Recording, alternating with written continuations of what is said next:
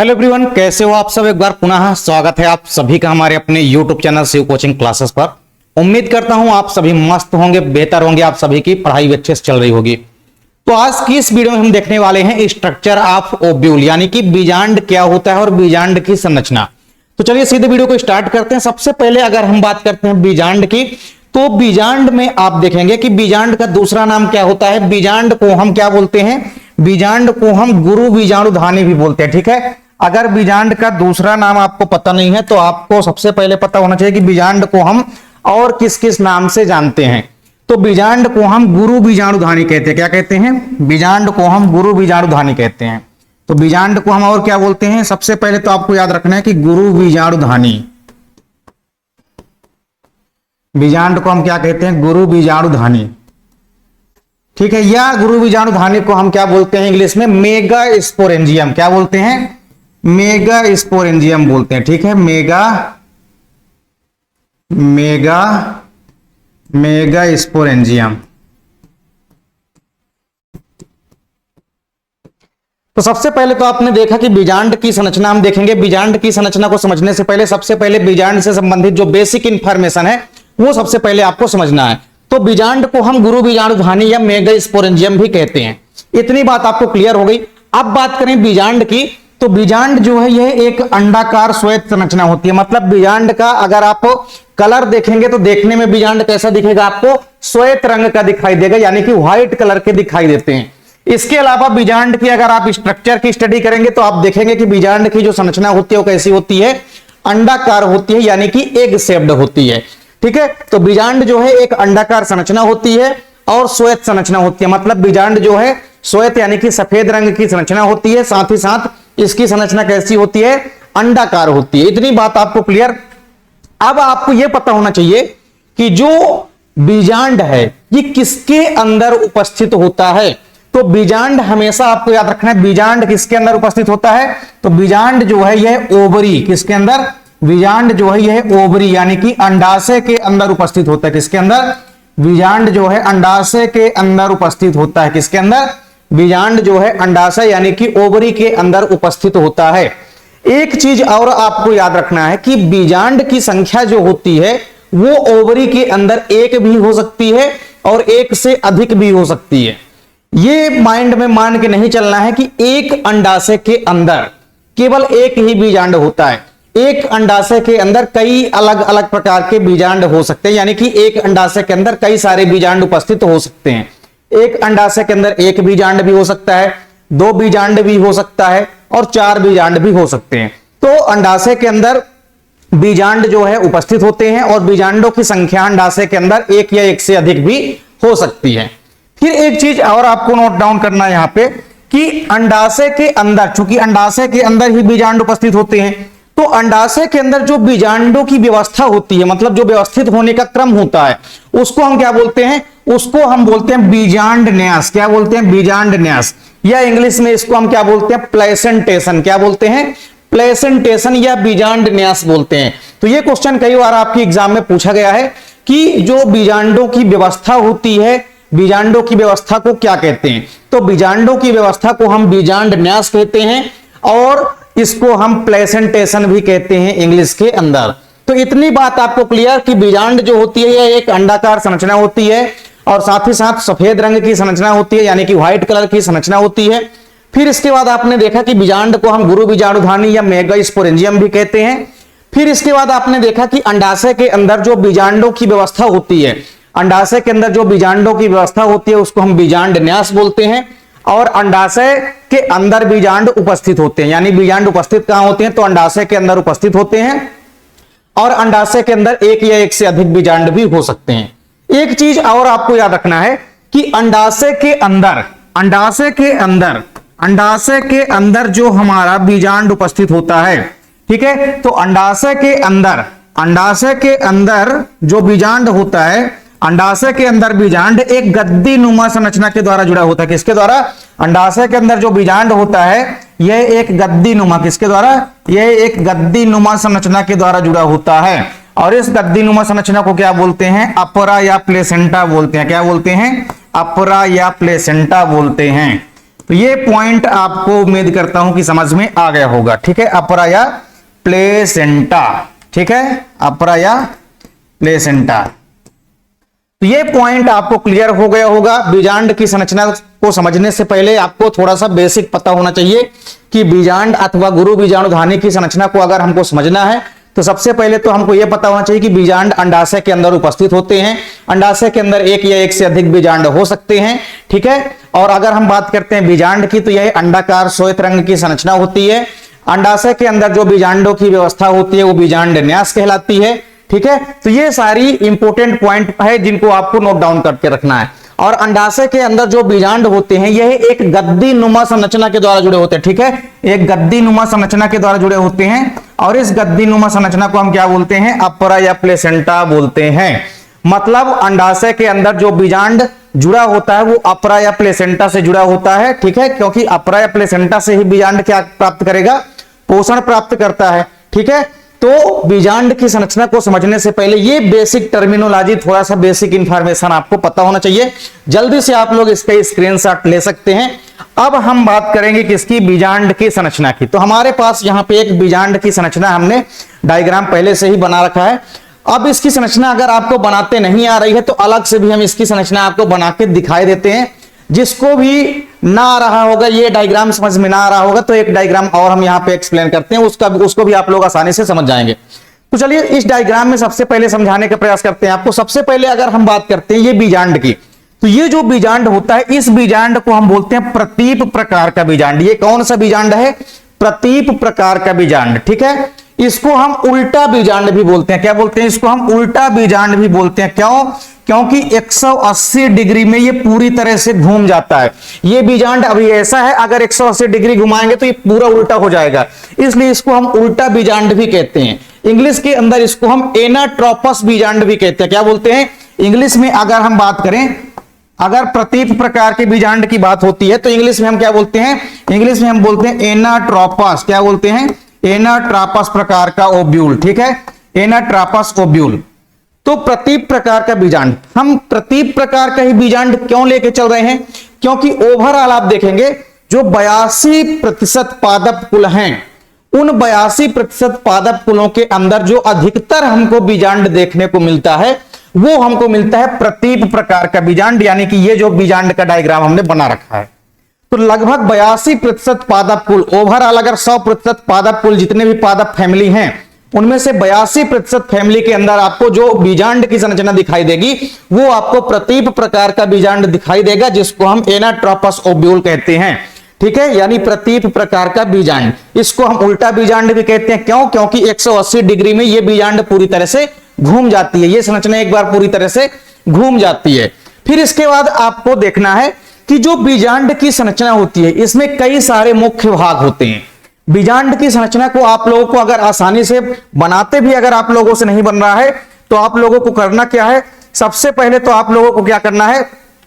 सबसे पहले आप लोगों को एक बीजांड काय बना लेना, क्योंकि जो बीजांड की मेन बॉडी होती है वो बीजांड काय होती है। ठीक है, जो कि मृदुकीय ऊतकों से बना होता है। ठीक है, तो चलिए सबसे पहले अगर आपको डायग्राम बनाना है तो सबसे पहले आपको करना क्या है? सबसे पहले यहां पे आपको बना लेना है क्या?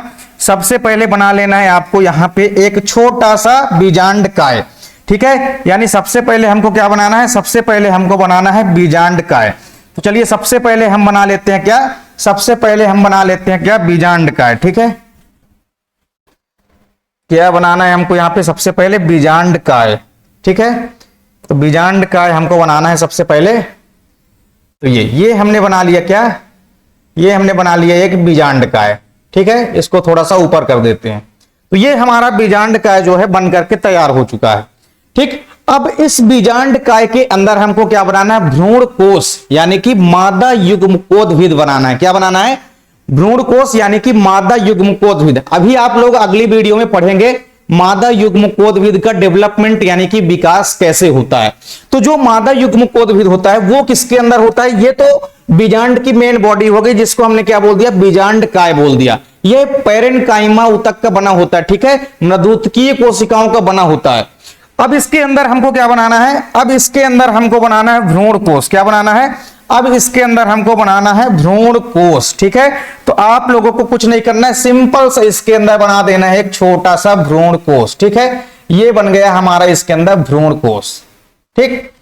अब अगर आपको यहां पे ये जो पूरा का पूरा बीजांड काय की संरचना है, इस बीजांड काय में अगर आपको यहां पे भरना है तो आप कोशिकाओं का गुच्छा दिखा सकते हैं, ठीक है, क्योंकि ये मृदुतकीय कोशिकाओं का बना होता है। तो आप इस प्रकार से पेरेनकाइमेटिक टिश्यू को दर्शा सकते हैं, ठीक है। तो इस प्रकार से आप लोग पूरे अंदर इसके आप लोग इसको भर सकते हैं, इस प्रकार से कोशिकाओं को आप लोग इजिली जो है दर्शा सकते हैं, ठीक है। इस प्रकार से आप लोग दर्शा सकते हैं, ये आप लोग इस प्रकार से आसानी से दर्शा सकते हैं। पूरे के पूरे संरचना के अंदर आपको इस प्रकार से कोशिकाओं को बनाते जो है आना चाहिए, ठीक है। तो ये चीज आपको ध्यान में रखना है, ये चीज तो आप लोगों से बन जाएगी। अब बचा क्या, अब आपको जो पूरे के पूरे इंपॉर्टेंट पॉइंट हैं उनको आपको क्लियर करके चलना है, ठीक। तो हमारा सबसे पहले तो बीजांड काय बन करके तैयार हो चुका है, ठीक है। हमारा जो बीजांड काय है, यानी कि जिसको हम क्या बोलते हैं, बीजांड काय को हम क्या बोलते हैं, न्यूसेलस। क्या बोलते हैं, बीजांड काय को हम न्यूसेलस बोलते हैं। फिर बीजांड काय के अंदर जो हमारी संरचना बन गई है, इसको हम क्या बोलते हैं, इस संरचना को हम बोलते हैं भ्रूण कोश। क्या बोलते हैं, इस संरचना को हम बोलते हैं भ्रूण कोश। इस संरचना को हमने क्या बोल दिया, भ्रूण कोश बोल दिया, या इसको हम इंग्लिश में एम्ब्रियो सैक बोलते हैं, ठीक है। तो भ्रूण कोश कैसा होता है, 7 कोशिकीय होता है और 8 केंद्रकीय होता है। तो आप लोग यहाँ पे 7 कोशिकाएं इसके अंदर बना देंगे। कितनी कोशिकाएं आपको बनानी है, 7 कोशिकाएं आपको बनानी है, ठीक है। 7 कोशिकाएं आपको बनानी है। तो ऊपर की ओर कितनी कोशिकाएं होती है, 3 कोशिकाएं होती है, जिनको हम सिनर्गिड सेल बोलते हैं। अभी आप लोगों को अलग से इसका डायग्राम बना करके हम दिखाएंगे। फिर इसके बाद बीच में 2 केंद्रक होते हैं, ठीक है, जिसको हम द्वितीयक केंद्रक या हम इसको ध्रुव केंद्रक कहते हैं। नीचे की ओर 2 बराबर कोशिकाएं होती है, जिनको हम क्या बोलते हैं, जिनको हम सिनर्गिड सेल बोलते हैं या सहायक कोशिकाएं बोलते हैं। और एक बड़ी सी कोशिका होती है जिसको हम बोलते हैं अंड कोशिका, ठीक है। तो अंड कोशिका के अंदर एक केंद्रक होता है, 2 केंद्रक यहां पे होंगे सिनर्गिड सेल के अंदर। तो इस प्रकार से ये भ्रूण कोश की संरचना हो गई। भ्रूण कोश की संरचना में 7 कोशिकाएं होती है और 8 केंद्रक होते हैं। तो ये 7 कोशिकाएं बन गई, ऊपर 3 कोशिका हो गई, 3 कोशिका नीचे और 1 कोशिका बीच में। तो 7 कोशिकाएं हो गई और 7 कोशिकाओं के बीच 8 केंद्रक हमको दिखाई दे रहे हैं। तो ये भ्रूण कोश की संरचना हो गई। अब इसके चारों तरफ आपको क्या बनाना है, अब इसके चारों तरफ आपको बनाना है इंटेगुमेंट्स। क्या बनाना है, चारों तरफ आपको अब बनाना है अध्यावरण, ठीक है। तो इस प्रकार से आपने एक अध्यावरण बना दिया, ये दूसरा अध्यावरण आपको बनाना है, ठीक है। ये तो ये बन गया क्या, दूसरा अध्यावरण। अब इसमें करना क्या है, इसको थोड़ा और बढ़ा लेंगे आप लोग यहां तक। अब इसके बाद आप लोगों को ये पूरे के पूरे डायग्राम को यहां से ले आना है, ठीक है। तो ये हमारा कंप्लीट हो गया बन करके क्या, ये हमारा बन गया क्या, बीजांड की संरचना। अब इस बीजांड की संरचना को बनाने के बाद आपको करना क्या है, लेबलिंग करना है।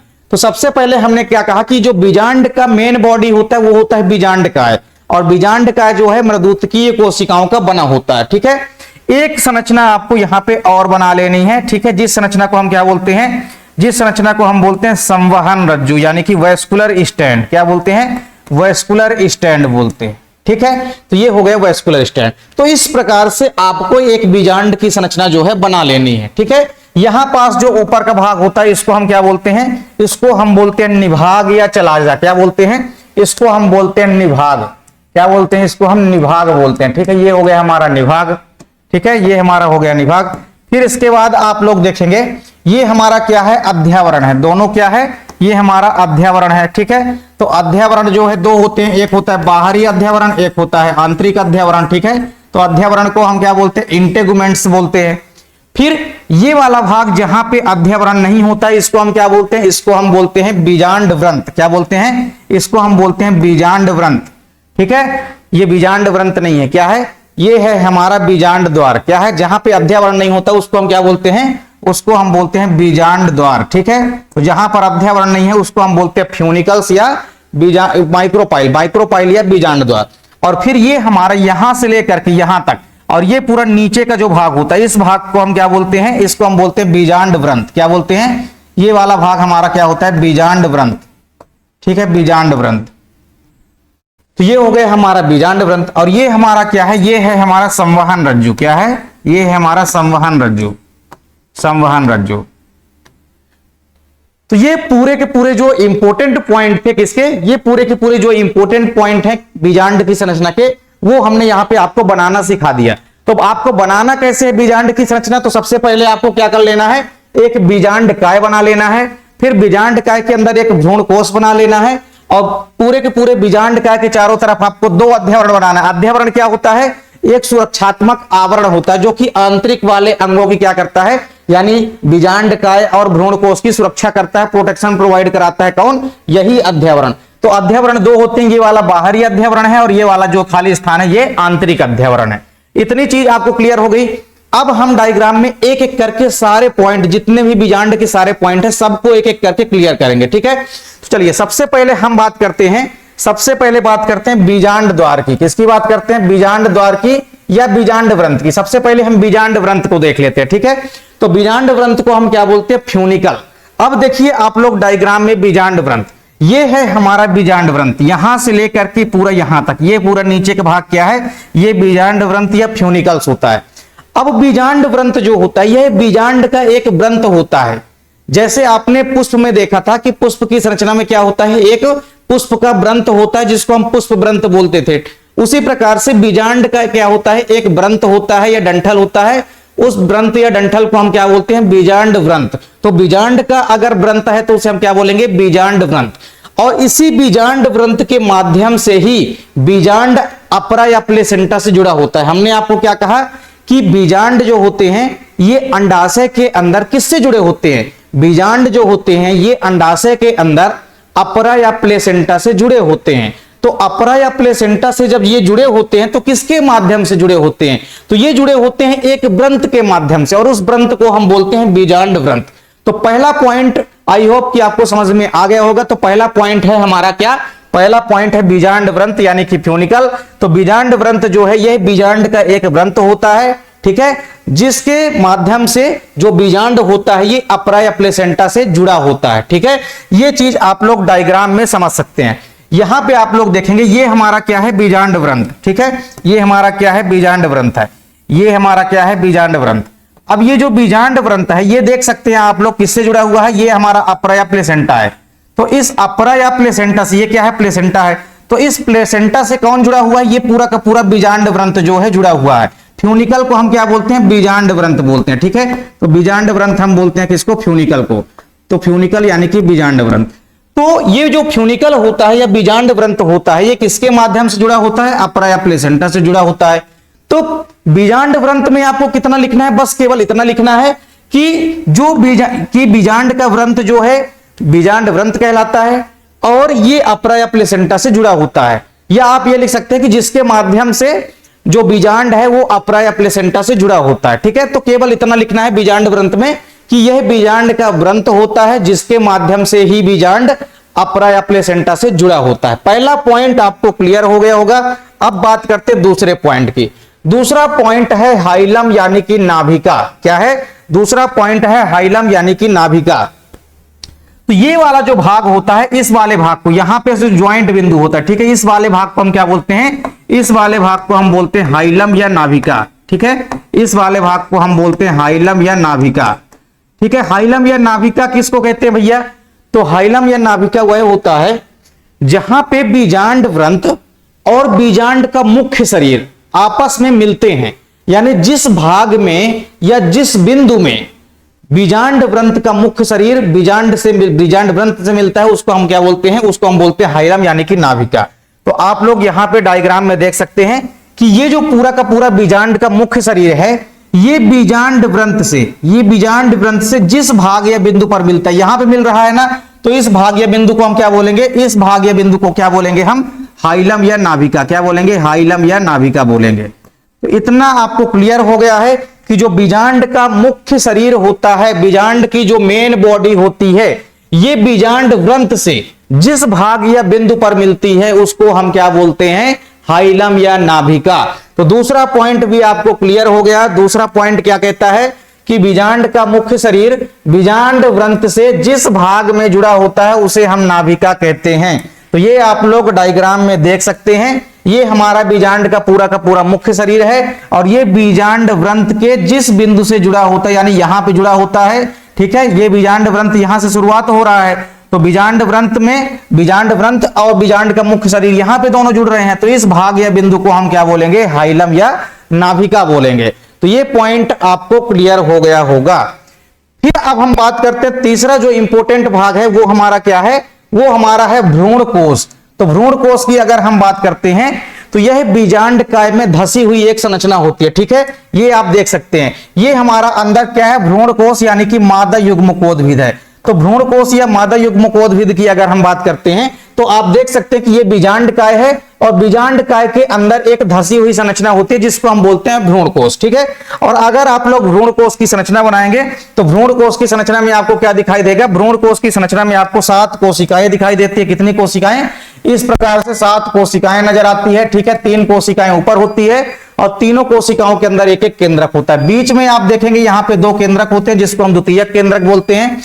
फिर नीचे साइड 2 कोशिकाएं होती है जिसको हम सहायक कोशिकाएं बोलते हैं और ऊपर एक बड़ी कोशिका होती है जिसको हम क्या बोलते हैं, अंड कोशिका बोलते हैं। तो इस प्रकार से जो मादा युग्मकोद्भिद या भ्रूण कोश की संरचना होती है उसमें टोटल आप देखेंगे 7 कोशिकाएं होती है और 8 क्या होते हैं, न्यूक्लियस होते हैं, यानी कि 8 केंद्रक होते हैं। कितने केंद्रक होते हैं, 8 केंद्रक होते हैं।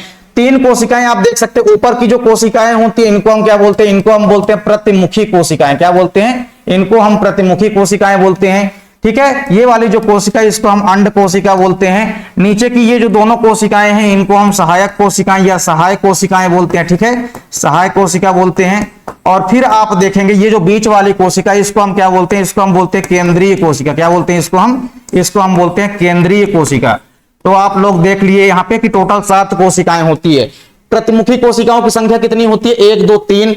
फिर इसके बाद एक कोशिका हो गई आपकी केंद्रीय कोशिका, तो टोटल 4 कोशिकाएं हो गई। एक हो गई आपकी अंड कोशिका, तो 5 हो गए, और 2 सहायक कोशिका, टोटल 7 कोशिकाएं हो गई। और 7 कोशिकाओं को मिला के आप देख सकते हैं 8 केंद्रक होते हैं, 1 2 3 4 5 6 7 8, ठीक है। तो ये भ्रूण कोश की संरचना है या इसको हम मादा युग्मकोद्भिद भी कहते हैं, ठीक है। तो ये हमारा एम्ब्रियो सैक यानी कि भ्रूण कोश की संरचना है। क्या है, ये हमारा एम्ब्रियो सैक यानी कि भ्रूण कोश की संरचना है। तो भ्रूण कोश जो होता है यह बीजांड काय में धसी हुई एक संरचना होती है, ठीक है, जिसमें 7 कोशिकाएं और 8 केंद्रक होते हैं। चलिए इसके बाद हमारा जो अगला पॉइंट है वो है हमारा बीजांड द्वार, ठीक है। आप डायग्राम में आप देख पा रहे हैं बीजांड द्वार। तो बीजांड द्वार एक ऐसा जगह होता है जहां पे अध्यावरण जो है अनुपस्थित होता है। अगर हम पहले अध्यावरण की बात कर लेते हैं तो अध्यावरण को हम क्या बोलते हैं, अध्यावरण को हम बोलते हैं इंटेगुमेंट्स। क्या बोलते हैं, अध्यावरण को हम क्या बोलते हैं, इंग्लिश में इंटेगुमेंट्स बोलते हैं। तो अध्यावरण की अगर हम बात करते हैं तो यह एक सुरक्षात्मक आवरण होता है। क्या होता है, यह एक सुरक्षात्मक आवरण होता है जो कि बीजांड काय और भ्रूण कोश की क्या करता है, रक्षा करता है। तो अध्यावरण में आपको बस इतना लिखना है कि अध्यावरण जो है यह एक सुरक्षात्मक आवरण होता है। अध्यावरण 2 प्रकार के हो सकते हैं, बाहरी अध्यावरण और आंतरिक अध्यावरण, बस इतना आपको लिखना है। फिर इसके बाद आपने क्या देखा, फिर इसके बाद हमारा एक पॉइंट बचा है संवहन रज्जु। संवहन रज्जु की अगर हम बात करते हैं तो संवहन रज्जु एक संरचना होती है जिसके माध्यम से बीजांड जो है अपरा या प्लेसेंटा से पोषण प्राप्त करता है, ठीक है। संवहन रज्जु के माध्यम से क्या होगा, जो संवहन रज्जु होता है, संवहन रज्जु में अगर आपको लिखना हो, संवहन रज्जु को हम क्या बोलते हैं, इंग्लिश में वैस्कुलर स्टैंड बोलते हैं। तो संवहन रज्जु में क्या होता है, संवहन रज्जु का काम क्या होता है, अपरा या प्लेसेंटा से पोषण प्राप्त करने के लिए एक संरचना होती है, ठीक है। ये एक संरचना होती है, कहां से, ये संरचना होती है जो क्या करेगी, अपरा से पोषण प्राप्त करती है, ठीक है। तो अपरा से पोषण प्राप्त करने के लिए एक संरचना होती है जिसको हम बोलते हैं क्या, संवहन रज्जु यानी कि वैस्कुलर स्टैंड। तो ये पॉइंट भी आपको क्लियर हो गया होगा, ठीक है। अब इसके बाद आप लोग देखेंगे यहां पे अगला पॉइंट कौन सा बचा है हमारा, तो एक पॉइंट बचा है हमारा बीजांड द्वार और हमारा निभाग बचा है, ठीक है। तो बीजांड द्वार की अगर हम बात करते हैं तो बीजांड का वह स्थान जहां पे अध्यावरण नहीं होता है। तो बीजांड का देख सकते हैं आप लोग, यहां पे एक ऐसा स्थान है जहां पे अध्यावरण उपस्थित नहीं है, तो उसको हम क्या बोलते हैं, बीजांड द्वार बोलते हैं। क्या बोलते हैं, बीजांड द्वार, यानी कि इसको हम इंग्लिश में क्या बोलते हैं, माइक्रोपाइल। क्या बोलते हैं, माइक्रोपाइल बोलते हैं। तो बीजांड द्वार एक ऐसा स्थान होता है बीजांड का, या आप ये कह सकते हैं कि बीजांड द्वार जो है बीजांड का मुख्य द्वार होता है जहां से होकर के पराग नलिका प्रवेश करती है। ठीक है, तो बीजांड द्वार की जब भी आप बात करेंगे, बीजांड द्वार की अगर हम बात करते हैं तो बीजांड द्वार में आप क्या देखेंगे, बीजांड द्वार जो है बीजांड का द्वार होता है और पराग नलिका का जो प्रवेश होता है, किसका प्रवेश, पराग नलिका यानी कि पोलन ट्यूब का जो प्रवेश होगा, पराग नलिका का जो प्रवेश होता है वो बीजांड द्वार से ही होता है।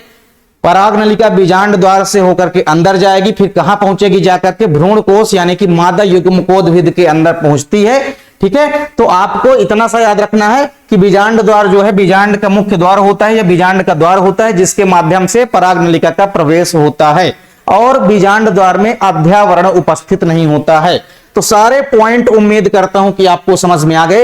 एक पॉइंट बचा है हमारा निभाग यानी कि चलाजा। तो निभाग या चलाजा में आपको क्या लिखना है कि निभाग या चलाजा जो होता है यह बीजांड द्वार के विपरीत सिरे पर उपस्थित होता है। तो बीजांड द्वार के विपरीत सिरे पर उपस्थित ये जो आपको खाली स्थान दिखाई दे रहा है ये क्या है, हमारा निभाग या चलाजा होता है। ठीक है, इंग्लिश में आप लोग इसको क्या लिख सकते हैं, इसको हम इंग्लिश में बोलते हैं चलाजा। क्या बोलते हैं, चलाजा। ठीक है, तो निभाग या चलाजा। फिर बीजांड काय हो गया हमारा, बीजांड का जो मुख्य बॉडी होता है बीजांड काय कहलाता है। बीजांड काय पैरेन्काइमा यानी कि मृदुतकीय कोशिकाओं से बना होता है। तो बीजांड काय को हम इंग्लिश में क्या बोलते हैं, न्यूसेलस बोलते हैं। क्या बोलते हैं, न्यूसेलस बोलते हैं। फिर इसके बाद हमारा क्या है, बीजांड काय में एक धसी हुई संरचना होती है जिसको हम क्या बोलते हैं, जिसको हम बोलते हैं भ्रूण कोश यानी कि एम्ब्रियो सैक। फिर हमने क्या बताया आपको, संवहन रज्जु। संवहन रज्जु क्या है, तो बीजांड में क्या होता है, अपरा या प्लेसेंटा से पोषण प्राप्त करने के लिए एक संरचना होती है जिसको हम बोलते हैं संवहन रज्जु। फिर हमने आपको हाइलम बताया। तो हाइलम क्या होता है भैया, बीजांड का जो मुख्य शरीर होता है ये बीजांड व्रंत के जिस भाग से जुड़ता है उसको हम क्या बोलते हैं, हाइलम या नाभिका बोलते हैं। फिर अध्यावरण हमने आपको बताया। अध्यावरण क्या होते हैं, ये एक सुरक्षात्मक आवरण होते हैं। अध्यावरण दो प्रकार के होते हैं, बाहरी अध्यावरण और आंतरिक अध्यावरण यानी कि आउटर इंटेगुमेंट्स और इनर इंटेगुमेंट्स। तो ये सुरक्षात्मक आवरण होता है जो कि भ्रूण कोश की सुरक्षा करता है या इनका प्रोटेक्शन करता है। फिर हमने क्या बताया आपको, बीजांड द्वार। बीजांड द्वार एक ऐसा भाग होता है जहां पे अध्यावरण जो है अनुपस्थित होता है और पराग नलिका का प्रवेश यहीं से होता है। ठीक है, फिर हमने आपको बीजांड व्रंत बताया। तो बीजांड का जो व्रंत होता है उसे हम बीजांड व्रंत बोलते हैं। इस बीजांड व्रंत के माध्यम से ही बीजांड अपरा या प्लेसेंटा से जुड़ा होता है। तो ये सारे पॉइंट उम्मीद करता हूं कि आपको समझ में आ गए होंगे। अब आप लोग इस वाले डायग्राम में भी सारे पॉइंट को आसानी से समझ सकते हैं। ठीक है, सबसे ऊपर का जो भाग होता है इसको हम बोलते हैं चलाजा, जो कि आप देख सकते हैं कि माइक्रोपाइल, माइक्रोपाइल यानी कि बीजांड द्वार। तो बीजांड द्वार के विपरीत सिरे पर उपस्थित जो भाग होता है इसको हम क्या बोलते हैं, इसको हम बोलते हैं माइक्रोपाइल। ठीक है, फिर हमने आपको क्या बताया कि अध्यावरण दो प्रकार के होते हैं, आउटर इंटेगुमेंट्स और इनर इंटेगुमेंट्स। ठीक है, यानी ये हमारा बाहरी अध्यावरण है, ये हमारा आंतरिक अध्यावरण है। ये वाला हमारा क्या है, ये वाला हमारा बाहरी अध्यावरण है और ये वाला हमारा क्या है, आंतरिक अध्यावरण है। फिर हमने आपको क्या बताया, बीजांड व्रंत। तो बीजांड व्रंत भी आप देख सकते हैं, ये बीजांड व्रंत है जिसके माध्यम से बीजांड अपरा या प्लेसेंटा से जुड़ा हुआ है। माइक्रोपाइल देख सकते हैं आप लोग, बीजांड द्वार। यहां पे आपको क्या दिखाई दे रहा है, खाली दिखाई दे रहा है, मतलब यहां पे अध्यावरण नहीं होते हैं जिस कारण से पराग नलिका आसानी से यहां से प्रवेश कर जाती है। फिर इसके बाद यहां पे आप लोग एम्ब्रियो सैक देख सकते हैं, ये हमारा एम्ब्रियो सैक की संरचना है। तो एम्ब्रियो सैक की संरचना में आपको देखिए 3 कोशिकाएं ऊपर है, 3 कोशिकाएं नीचे, 1 कोशिका बीच में, यानी 7 कोशिकाएं हैं और 8 केंद्रक है। तो एम्ब्रियो सैक यानी कि भ्रूण कोश। तो भ्रूण कोश की संरचना में आपको 7 कोशिका व 8 केंद्रक दिखाई देते हैं। फिर इसके बाद यहाँ पे कोशिकाओं को दिखा दिया गया है। यहाँ पे ऊपर वाली कोशिकाओं को हम बोलते हैं एंटीपोडल्स सेल यानी कि प्रतिमुखी कोशिकाएं बोलते हैं। ठीक है, ऊपर वाली जो सेल होती है, 3 कोशिकाएं जो होती है भ्रूण कोश के अंदर, जो ऊपर की 3 कोशिकाएं होती है, इनको हम क्या बोलते हैं, इनको हम एंटीपोडल सेल या इनको हम प्रतिमुखी कोशिकाएं बोलते हैं। ठीक है, इन एंटीपोडल सेल या प्रतिमुखी कोशिकाएं बोलते हैं। फिर बीच में ये जो न्यूक्लियस होता है इसको हम सेकेंडरी न्यूक्लियस यानी कि द्वितीयक केंद्रक कहते हैं। क्या कहते हैं, द्वितीयक केंद्रक यानी कि सेकेंडरी न्यूक्लियस। फिर इसके बाद नीचे की ये जो बड़ी कोशिका होती है इसको हम एग सेल बोलते हैं या एग बोलते हैं, इसको अंड बोलते हैं। ठीक है, ये अंड हो गया। फिर नीचे की जो 2 कोशिकाएं होती है इनको हम सिनर्जिड बोलते हैं। ठीक है, सिनर्जिड यानी कि सहाय कोशिका, इनको हम क्या बोलते हैं, इनको हम बोलते हैं सहाय कोशिका। ठीक है, हिंदी में हम क्या बोलते हैं, सहाय कोशिका। तो ये सारे के सारे पॉइंट उम्मीद करता हूं कि आपको समझ में आ गए होंगे। अब एक बार यहां से हम फिर से आपको रिपीट करा रहे हैं, आप लोगों को एक बार फिर से समझना है।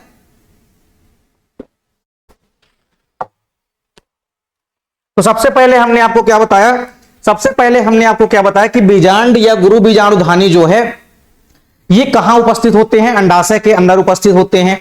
और अंडाशय के अंदर जो बीजांडों की व्यवस्था होती है उसको हम बीजांड न्यास या प्लेसेंटेशन बोलते हैं। ठीक है, बीजांड जो है अंडाकार श्वेत संरचना होती है। ठीक है, और इसके बाद हमने आपको यह भी बताया कि अंडाशय के अंदर एक या एक से अधिक बीजांड भी हो सकते हैं। तो ये बेसिक इंफॉर्मेशन आपको थोड़ा सा याद रखना था। अंडाशय जो है, अंडाशय आप देखेंगे, अंडाशय के अंदर जो बीजांड होता है यह एक गद्दीनुमा संरचना के द्वारा जुड़ा होता है, जिसको हम क्या बोलते हैं, अप्रा या प्लेसेंटा बोलते हैं। फिर हम आ गए कहां, बीजांड की संरचना पे। तो बीजांड की संरचना में हमको कई सारे अलग अलग भाग दिखाई देते हैं। सबसे पहले हमने देखा बीजांड की संरचना में बीजांड व्रंत। क्या देखा हमने, सबसे पहले हमने देखा बीजांड व्रंत। तो बीजांड व्रंत की अगर हम बात करते हैं, बीजांड व्रंत की अगर हम बात करते हैं तो यह बीजांड का व्रंत होता है जिसके द्वारा बीजांड अपरा से जुड़ा होता है।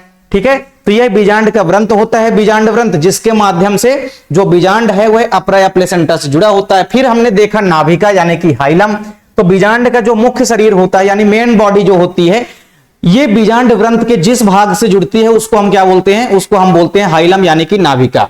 फिर हमने भ्रूणकोश देखा, एम्ब्रियो सैक देखा।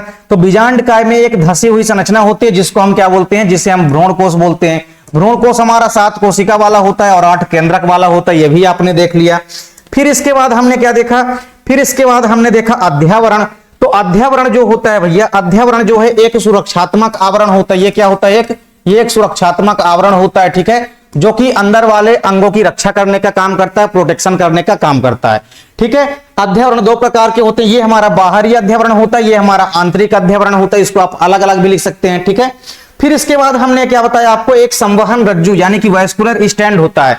तो आप देखेंगे कि जो बीजांड होता है, बीजांड में अपरा या प्लेसेंटा से पोषण प्राप्त करना होता है। तो अपरा या प्लेसेंटा से पोषण प्राप्त करने के लिए एक संरचना होती है जिसको हम क्या बोलते हैं, जिसको हम बोलते हैं वैस्कुलर स्टैंड यानी कि संवहन रज्जु बोलते हैं। फिर हमने क्या देखा, बीजांड द्वार देखा। तो बीजांड द्वार क्या होता है भैया, ऐसा स्थान जहां पे हमारा अध्यावरण अनुपस्थित होता है उसको हम बोलते हैं बीजांड द्वार यानी कि माइक्रोपाइल। और बीजांड द्वार से होकर के ही पराग नलिका जो है प्रवेश करती है। तो ये पॉइंट भी आपको समझ में आ गया।